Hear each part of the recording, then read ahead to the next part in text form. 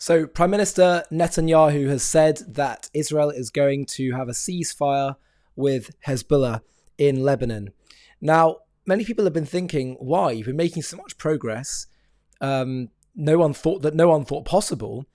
And now, just when you're, getting close towards, utterly destroying and degrading Hezbollah, you're stopping. Why? Now, I urge you to watch Netanyahu's full speech, because I saw in there all kinds of hints to what's really going on. And it seems to me that one of the things he said was, let's be clear, this is for 60 days.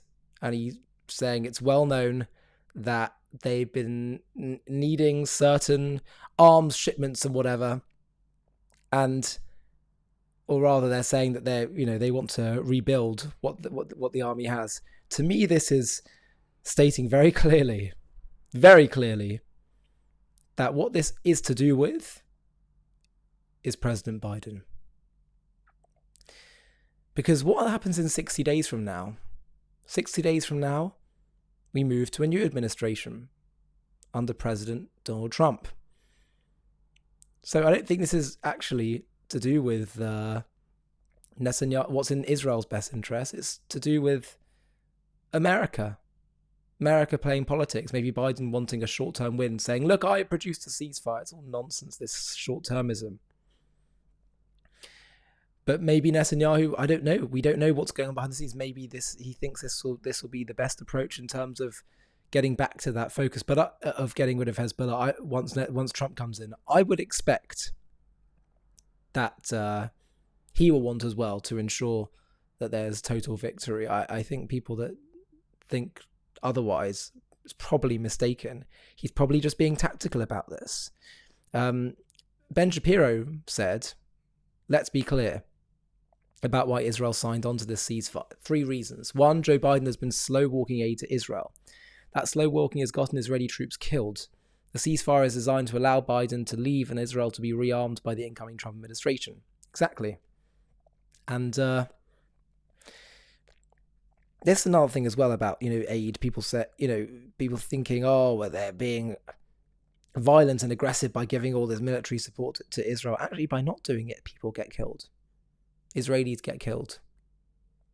It's all part of this twisted morality that exists on the progressive left. 2, Joe Biden has been threatening Israel with UN abstentions on his way out the door if Israel does not end action in Lebanon. Furthermore, Israel is attempting to broker a deal with France to end France's support for the anti-Semitic ICC, targeting of PM Netanyahu and former Defense Minister Yoav Gallant, which, by the way, looks like it's been successful now. 3, even under these conditions, Israel has an interest in taking Hezbollah off the board as a chess piece with regard to Hamas. Hamas has attempted throughout October 7th war to rope in other powers to save it. Hezbollah openly pledged it would not stop its war until Hamas was preserved. Hezbollah failed. Its leadership is dead. Its weapon cache largely destroyed. All at an insanely low military cost to Israel. Now Hezbollah is no longer there to split Israel's attention and prolong Hamas's resistance. What does this mean? It means that Israel sees this ceasefire as just that, a ceasefire, until Joe Biden is gone. A 60-day ceasefire. Joe Biden leaves office in 54 days. That is not a coincidence. If Hezbollah abides by the terms, so much the better. Israelis go home and live in security in the north. But Israel is working under the likely correct assumption that Hezbollah will not abide by the terms and that the agreement as interpreted by the Trump administration will actually allow Israel freedom of action, a freedom of action denied by Biden under a spurious and ugly interpretation of the same agreement. How can you tell this is all true?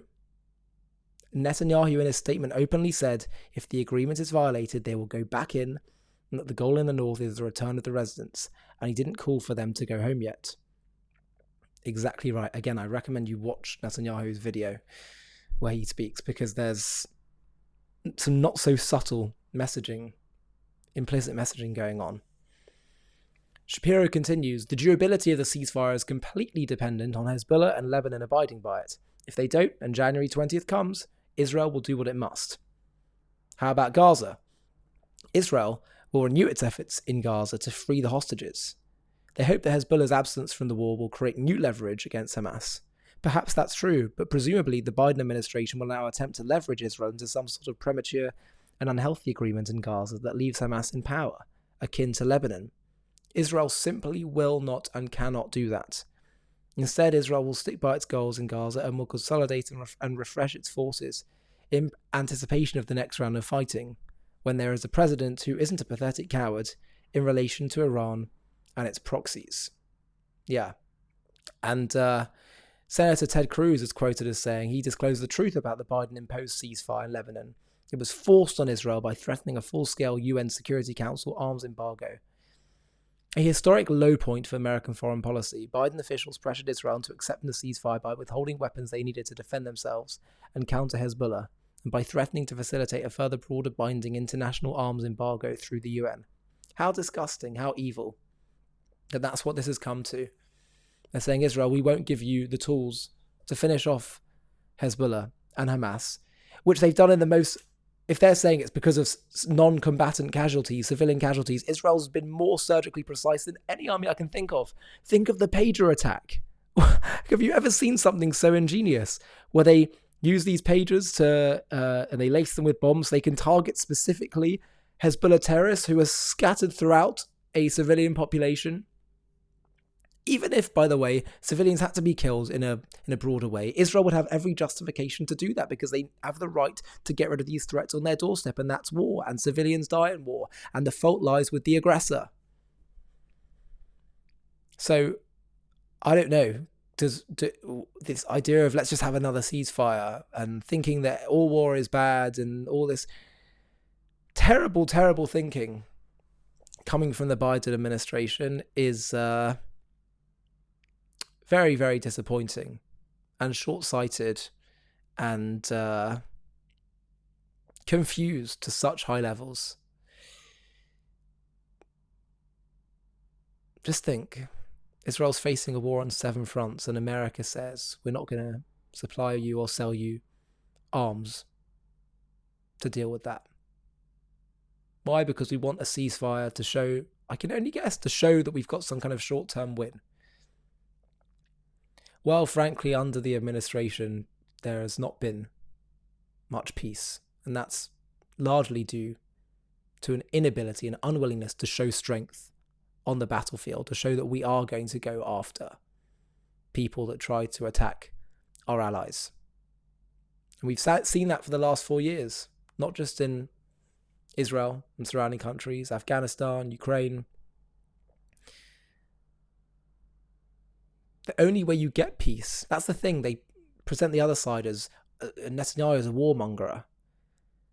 Netanyahu wants peace just as much as anyone else does. The question is not what we have, it's the question is how we get there. That's the point. So, peace through strength, not peace through ceasefire. Ceasefire actually means more war. If you've made it so far in this video, I have a request for you. JTV has been having a really big impact in spreading the truth about Israel and creating positive associations with the Jewish people, Judaism, and Israel. We've really grown a lot, particularly in the last year, and we're having a really significant impact, both for Jews and non-Jews. But I really want to take JTV to the next level so we can start to compete with the other big online media beasts that are often peddling anti-Israel content. And the way we're going to do that is to scale even faster. So I'd love to build a team where we have other presenters doing shows like me, let's start doing documentaries, supplementary content, animated content, etc., etc. And to do that, I'd like to build a bit of a team. So what we're going to do is we're going to do one fundraising day, just one, where we try and build up some funding in order to fund such a team. Now, to do that, it's going to obviously require people to get involved. And I'm wondering if you would consider, if you're watching JTV content and appreciate what we do and want to help partner with us in taking this to the next level and spreading the truth farther and wider than ever before, I wonder if you'd consider partnering with us simply by running a page, a mini page on the fundraiser that we do, where you just reach out to your contacts on that day that we choose to fundraise and see if they'll all chip in. If you'd be up for doing that, of which I would be so grateful, then please click on the Google form link in the video description of this video, where you can simply just put in a few contact details. It'll be a very small commitment, as I say, literally just one day that we'll all agree upon as a collective community. But the impact is going to be so big. There's such strength in numbers. If we all pull together and do this, we can take this to the next level. And as I say, all of us can partner together in bringing and spreading the truth to the whole world. So please do consider clicking on that link, filling in the form, and I'll be in touch very soon to talk about the next steps. Small commitment, but a big impact. Hi, thank you so much for watching. To watch another one, click here. To stay up to date with all our content, click here to subscribe. And if you're able to, you can help support JTV to grow and grow by clicking join below this video, where you can become a member and get perks including early access to videos and private live discussions with me. But most of all, you'll be partnering with us on our mission to change the world.